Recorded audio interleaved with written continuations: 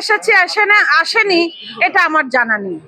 তবে আমাদের যারা বলছে যে নতুন মুখ, এখানে তাদের যারা বলছে তারা যদি একটা গণ্ডির মধ্যে সীমাবদ্ধ থাকে, কেউ মনে করেন যে পল্টন এরিয়ার মধ্যে কবে কি গন্ডগোল হয়েছিল, দুটো ইট মেরেছে, এটা তার যোগ্যতা, সে নিজেকে যোগ্যতাটাকে জাহির করার চেষ্টা করছে।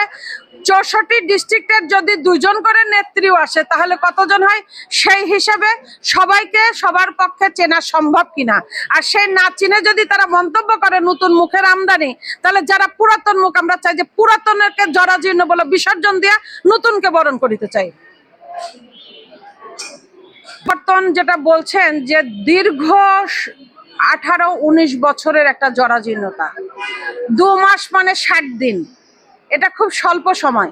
সেটার মধ্যে পরিবর্তন এখনো লক্ষ্য করবার মতো এমন কোনো পরিবর্তন আসেনি। তবে যে আসবে না এটা কিন্তু আমরা ধরে নিতে পারি না।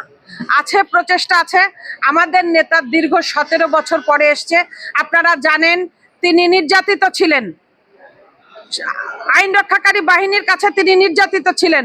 তিনি শহীদ প্রেসিডেন্ট জিয়াউর রহমানের ছেলে, তিনি একজন আর্মি অফিসারের ছেলে ছিলেন। তারপরেও সেটা মানা হয়নি, তাকে চরমভাবে নিগৃহীত করা হয়েছিল। সেই অত্যাচারে তার ভেতরে একটা ভীতি আতঙ্ক, তিনি মৃত্যুকে অনেক কাছে থেকে দেখে এসছেন। তাকে এখান থেকে পাঠিয়ে দেওয়া হয়েছিল রাজনীতি থেকে সম্পূর্ণ বিরত করে। এই একটা বিষয় যে আমাদের নেতা তো মানুষ, তিনি তো ফেরেশতা নন।